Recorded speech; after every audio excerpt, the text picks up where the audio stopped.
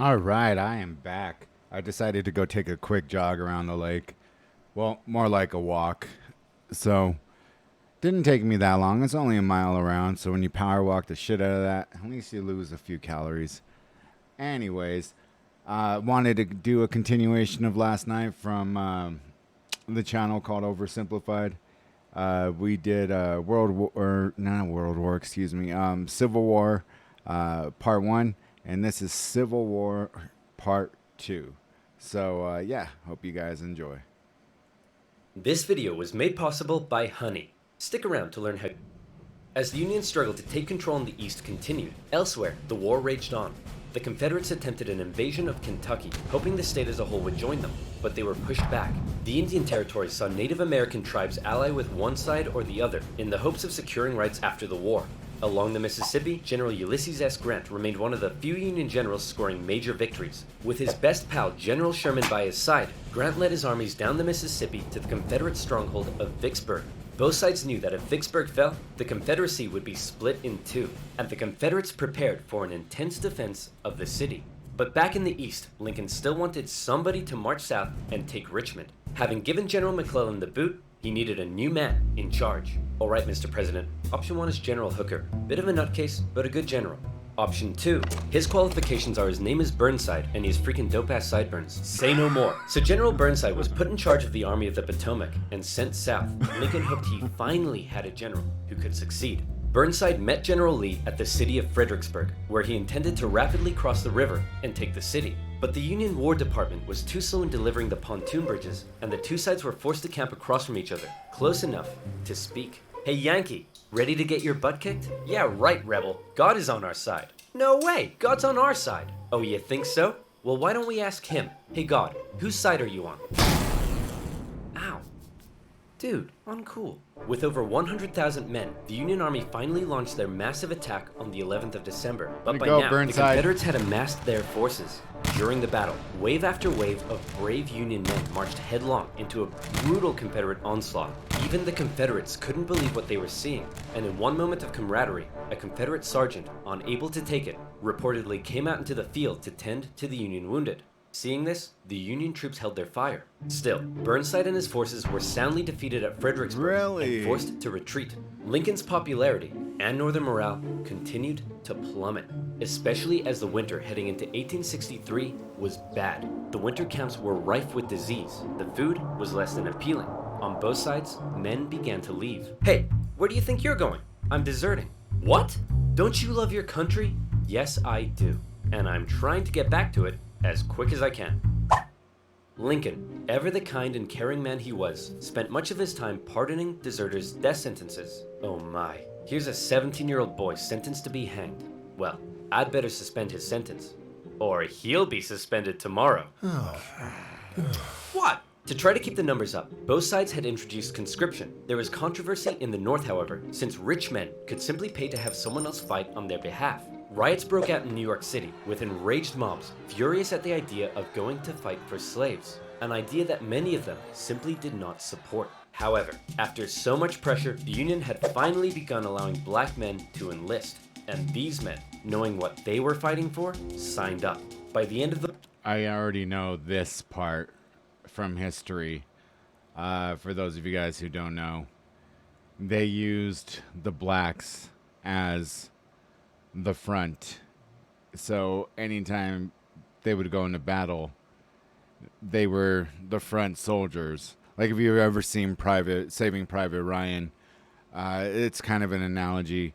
But when they're in the boats getting ready to land on Normandy, and you see as soon as the rams drop down, the machine guns just zipping and mowing through all those soldiers, basically bottleneck in this, boat.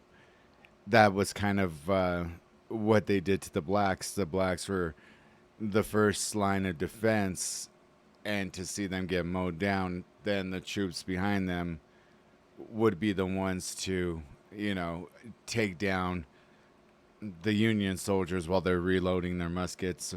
It's just, it was fucked up. The war, nearly 200,000 troops, 10% of the Union Army, would be black. The valor and bravery they showed throughout, silencing critics. Okay, well that last guy was useless. Let's try this Hooker fellow. General Joseph Hooker was put in charge of the Army of the Potomac, and once again Lincoln ordered him to move south and take Richmond. Hooker met Lee at the Battle of Chancellorsville, where Hooker had over twice the men Lee did. Lee was forced to defy all military convention and split his smaller force into two. Lee had absolutely no chance of winning, and Lee won. It was his masterpiece. Lee did suffer one significant loss during the battle though. As his right-hand man, Stonewall Jackson, was riding back to the Confederate lines at night, the nervous Confederate troops, unable to recognize him, opened fire. You boys done goofed up. Jackson died 8 days later. As for Lincoln, he couldn't believe it. It was yet another loss, and Northern support continued to waver. While the Union kept on struggling in the East, out west, unconditional surrender Grant was making moves as always. In an attempt to take Vicksburg on the Mississippi, he made a series of risky and bold movements. He sent a cavalry raid and feigned Sherman north to confuse the enemy. Then, aided by a fleet of ironclads on the river, he raced his army south to cross the Mississippi. Aware that the terrain to the north was restrictive, instead, he strategically moved northeast, hitting Vicksburg's supply line and defending his rear from Confederate armies in Jackson.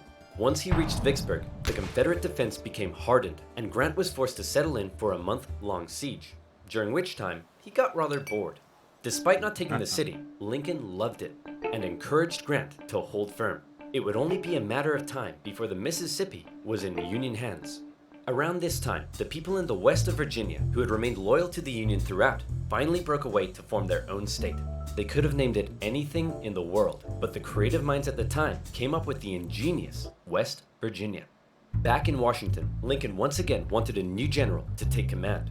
Oh my goodness, why do all these 19th century generals look so bust? Look, we got Sleepy Eyes Joe here. That's Princess Leia with a mustache. E.T. phoned the doctor. Fine, why don't we give Snapping Turtle McGee here a shot? So General Snapping Turtle McGee was put in charge of the Army of the Potomac, and it was a crucial time for the Union, because once again, the Confederates decided to go on the attack. So far, they had done exceedingly well militarily, but as the war kept going, the Confederate economy was crumbling. Riots broke out in the streets of Richmond as the price of bread skyrocketed. Supplies were dwindling. Jefferson Davis wanted to send men west to rescue Vicksburg, but General Lee knew the longer the war lasted, the worse their chances got, and he still hoped if he could just threaten DC, the already demoralized North would surrender. So in June 1863, with the momentum behind him, General Lee once again entered the North, fighting his way through Maryland and into Pennsylvania. General Meade set out to meet him for what would be the most significant battle of the entire war. If the Confederates won, DC could fall. If the Union won, it would be a turning point, as the Confederates would run out of steam, and the small town that was to get caught up in the crossfire of the largest battle in American history was Gettysburg, Pennsylvania. Gettysburg. On June 1st, units from each army encountered one another and skirmished through the town itself. The townspeople were forced to take refuge, except for one man, who reportedly ran outside for a strange reason. "Joseph, what are you doing?" "I'm not gonna let them take my beans." "How many times do I have to tell you, they're not here for your beans?" By the second day, over 100,000 men stretched for miles across the battlefield. Lee took the initiative, deciding to hit the enemy's flanks, and he came very close to breaking through the Union's disorganized left. But Union Colonel Joshua Chamberlain ordered a desperate bayonet charge, smashing into the Confederates and forcing them back. The Union forces held across the line.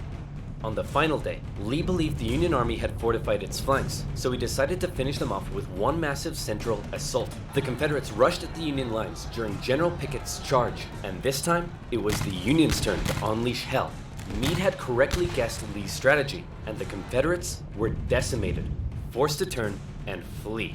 A devastated General Lee called out to his fleeing and wounded men, telling them it was his fault. And after holding for a counterattack that never came, he ordered a retreat back into Virginia. The North had just managed to score a massive victory, and one they desperately needed. And if that wasn't enough, in the West, after a month-long siege, Vicksburg finally fell. The North now held the Mississippi, and better yet, it was the 4th of July. With control of the Mississippi, Union forces moved into Arkansas and Tennessee. Tennessee in particular saw heavy fighting, with Union General Rosecrans masterfully pushing Braxton Bragg's Army of the Tennessee out of Tennessee. He suffered a major setback, however, at the bloody Battle of Chickamauga, and ended up under a Confederate siege at Chattanooga. At one point during the siege, a temporary truce was declared so that wounded men could be recovered. And often in the Civil War, during these small truces, men from both sides would meet in the middle to trade things like tobacco, coffee, and maybe even honey. Do you like honey? For 40 cents by clicking honey. Now where was I? Oh yeah, Vicksburg, 4th of July, and the Siege of Chattanooga. Thankfully, General Grant, now in charge of all Western Union armies, showed up and karate-kicked Bragg right back into Georgia. Like this. With Sherman and Hooker, Grant took on Confederate positions in the mountains around the city, including the famous battle above the clouds and Mission Ridge. Grant continued to be Lincoln's #1 guy. With these victories, Lincoln hoped the war was finally turning. Back in Gettysburg, the entire town had been turned into a hospital to care for the scores of wounded men. Throughout the war, on both sides, women such as Clara Barton rose to the occasion, doing crucial work on the home front and volunteering as nurses. For those who had given their lives, a new national cemetery was to be established at Gettysburg, and Abraham Lincoln traveled out to attend the opening ceremony. At the event, the main speaker spoke for 2 hours. Then, Abraham Lincoln was called forward to give some brief, appropriate remarks. In just 2 minutes, he masterfully and poignantly iterated America's national purpose and the need to continue the fight. The Gettysburg Address would become one of the most famous speeches in American history. While they were now making progress, the North still couldn't find a decisive victory in the East. And that was bad news for Lincoln, because his presidency was now in its 4th year. In 1864, there was an election coming. The Confederates knew this too, and with little hope left of being able to threaten the North militarily, they believed their last shot at victory may be in the election, since Lincoln, emancipation, and the war itself weren't exactly popular. People in the North were sick of war and wanted to put it behind them. Robert E. Lee hoped that if he could just hold out and continue to inflict more defeats, the people of the North would vote Lincoln out and replace him with a Southern sympathizer who may be willing to negotiate. Lincoln knew now he desperately needed a victory. Now, I know what you're thinking, but oversimplified. If Lincoln loves General Grant so much, then why doesn't he put him in charge of the campaign in the East? Well, guess what, loyal subscriber? You've hit the nail on the head. You're bold, Grant. I'll grant you that. I'm promoting you to General-in-Chief, and I ain't taking you for granted. Now I want you to go defeat Lee. Grant me my wish. Please stop. So Grant was put in charge, and he came up with a new plan. He wanted to press the Confederates on all fronts, with General Banks to capture Mobile, Alabama, General Sherman moving south to Atlanta, and Grant joining the Army of the Potomac as they advanced through Virginia. In May 1864, that plan went into action. Sherman steadily advanced on Atlanta, facing off against the smaller Confederate army under General Joseph E. Johnston. In addition, a cruel yet highly skilled cavalry general and winner of the funniest Confederate statue award, Nathan Bedford Forrest, was also nearby, doing his best to threaten Sherman's advance. But in a series of battles, Sherman dominated and pushed Johnson back to the city. But he was held just outside of Atlanta itself and was forced to lay siege. Meanwhile, the main show was happening to the east in Virginia. The Union's top general was finally about to face off against the Confederacies. Lincoln hoped Grant would bring something new to the Eastern Theater, and bring something new he did. As Grant began moving south, Lee still regularly outmaneuvered him and inflicted heavy casualties, hoping to demoralize the North as much as he could. But here's what set Grant apart from others. He knew Lee was running out of men, and that the North by comparison had plenty. Grant would throw his forces at Lee, and even when Lee repelled them, Grant, rather than pulling back, would give the order to keep moving forward and flank Lee, again and again. In under 6 weeks, 80,000 men would be killed, wounded, or missing. In DC, Grant was criticized for being a butcher. At the Battle of the Wilderness, the Union casualties were so heavy that Grant reportedly began to weep. But still, Grant could replace his losses. Lee couldn't, and he was being pushed all the way back to Richmond. Lee knew once he got there, he'd be under siege. Then, it would only be a matter of time. Close to Richmond, Grant again suffered horrific casualties in a miscalculated assault at Cold Harbor. Then, trying to be a trickster, instead of moving on Richmond directly, Grant moved towards Petersburg to flank the Confederate capital and cut its supply line. But, just like Sherman, Grant was halted outside of the city, and he too was forced to settle in for a siege. 2 identical sieges would not be good enough for Lincoln's re-election.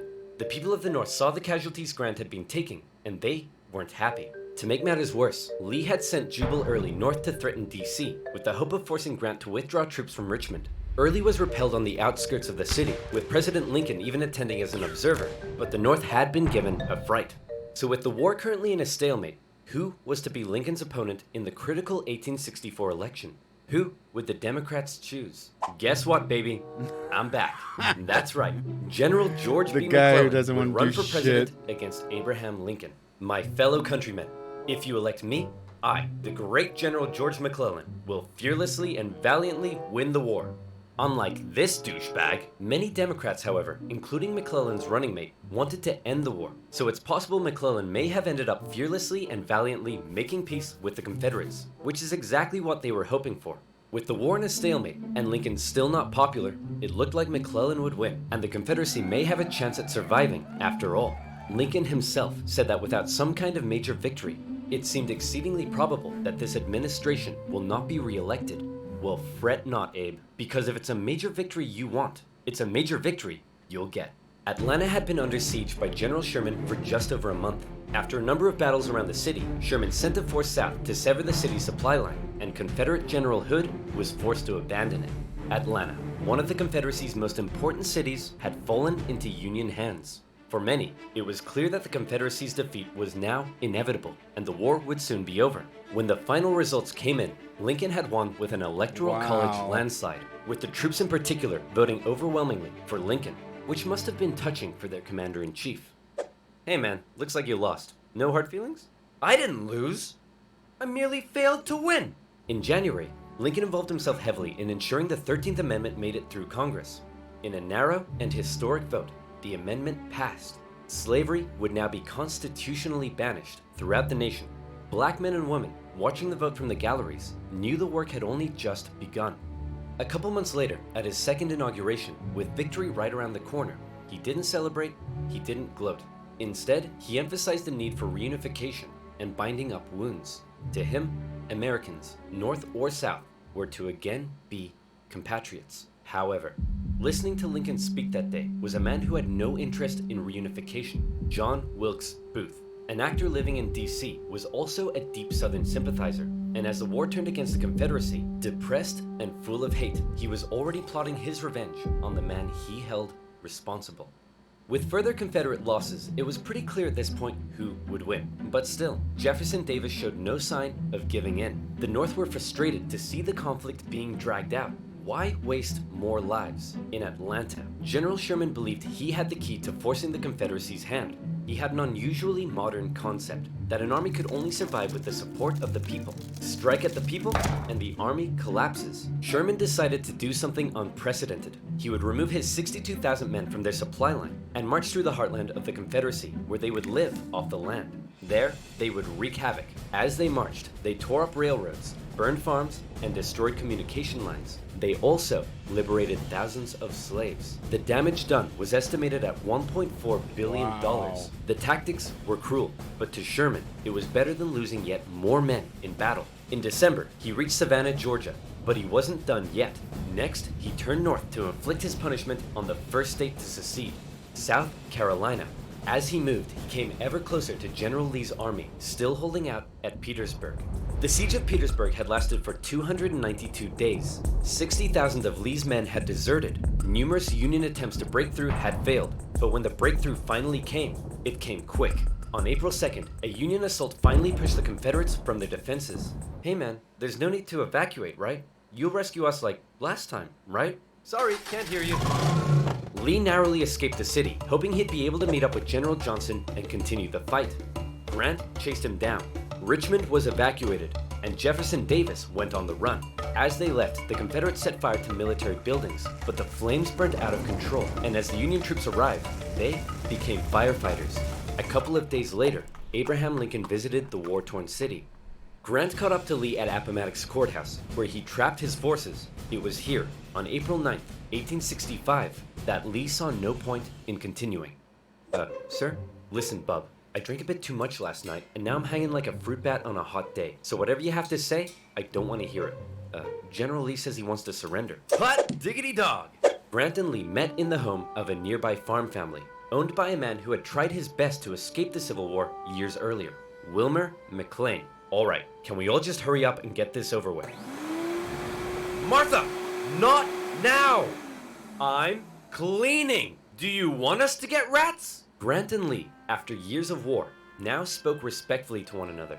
When Lee left, his face filled with emotion, Grant's men began to cheer, but Grant ordered them to stop. He knew that now was the time for reconciliation. Just over 2 weeks later, General Johnson would surrender to Sherman, ending the war for 89,000 Confederate soldiers in the largest surrender of the war. Not every Confederate state had surrendered, but the war was as good as over.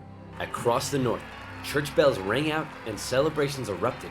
In Washington, Lincoln gave a speech from the White House to a jubilant crowd, in which, among various things, he expressed his support for black voting rights. Lincoln had seen the nation through its deepest crisis. The presidency had visibly aged him. He had lost over 20 pounds. He said sometimes, "I think I am the tiredest man on earth." I'm not sure tiredest is a word, but geez, the man's exhausted. Cut him some slack. On a carriage ride with Mary, Lincoln clearly was looking forward to being a president in a time of peace. He was apparently very cheerful, surprising his wife, and he told her that between the war and the loss of their son, they'd both been very miserable. Now, it was time to be happy. On the evening of April 14th, Lincoln attended a play with his wife and some friends at Ford's Theater. It was a comedy, and the president appeared to be enjoying it very much. In a nearby bar, John Wilkes Booth swallowed 2 glasses of brandy. He slipped quietly into the president's booth and awaited for the audience's laughter to rise. The president was shot in the back of the head. Booth fled the city. Soldiers carried Lincoln to a boarding house across the street. There, doctors declared there was nothing they could do. Surrounded by his heartbroken wife, son, and members of cabinet, at 7:22 the next morning, President Lincoln passed away. Never before had a president been murdered. A shocked nation mourned as a 12-day funeral procession carried Lincoln back to his home in Springfield, Illinois. On April 26th, Union cavalry found John Wilkes Booth in a barn in Virginia, where he was shot. Not long after, Confederate President Jefferson Davis was also tracked down and arrested. Imprisoned for 2 years, he was eventually released. The North didn't want to put him on trial for fear the jury may rule that Southern secession had in fact been legal. To ensure reconciliation, other Confederate generals and politicians were allowed to re-enter life in the now restored Union. Scattered fighting continued into May, when the last Confederate forces in Texas disintegrated. The Southern states came under Northern military occupation to prevent any further rebellion, and a very difficult era of Reconstruction began. Over 3 million Americans had fought, brother against brother. The Civil War remains the bloodiest conflict in US history, but the Union had been preserved. You could say the real winners were those who were to never again be slaves. Further amendments passed by Congress gave black individuals the right to citizenship and to vote. Significant progress had been made. However, entering into the 20th century, it was clear the fight for equality would continue. In modern America, the man who fought to preserve the nation and never gave up in the darkest of times stands as a symbol of honesty, empathy, humility, perseverance, and courage. A continuous reminder of what has forged America and what it should ever strive to be.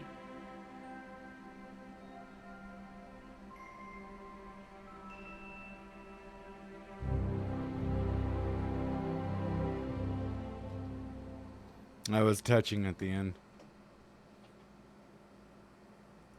I was really touching for some reason. Wow. I didn't realize that's how many people perished. You know, what is it about war that just... I don't know. You know, I don't want to sound like those... these 2,000 kids. I know there's funny little memes out there, where it shows an 80s kid bumping into a wall and just like shrugging it off and walking away. Another one in the 90s, born in the 90s, bumps into a wall and he's like, ah. And then the ones in the 2000s bumping into a wall, they're like, oh my God, mommy. I don't want to sound like that, but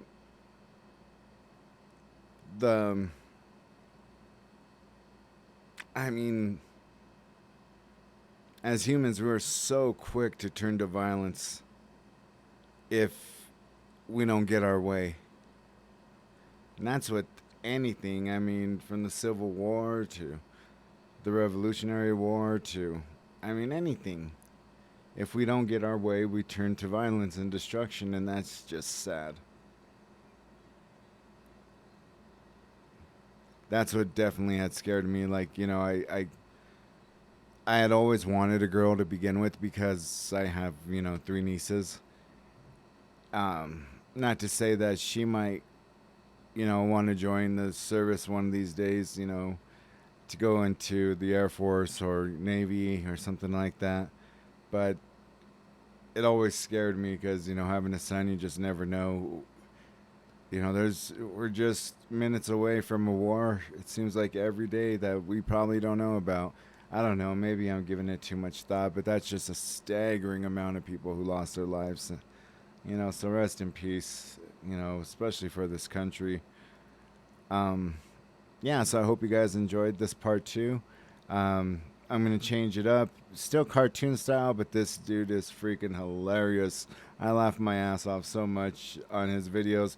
The only thing I didn't like about it was, you see, when somebody's in this, I guess they call them YouTube influencers, right? So when somebody's in that position or whatever, you know, people will write them like, hey, can you give me a shout out?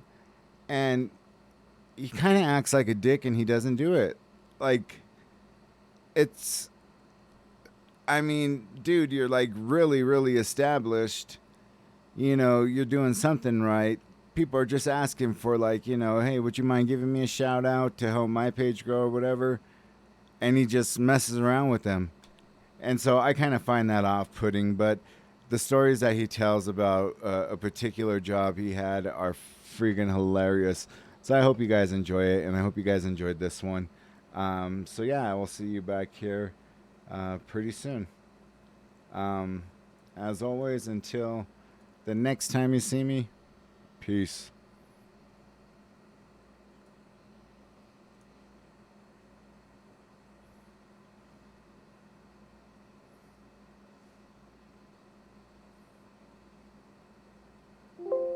Oh.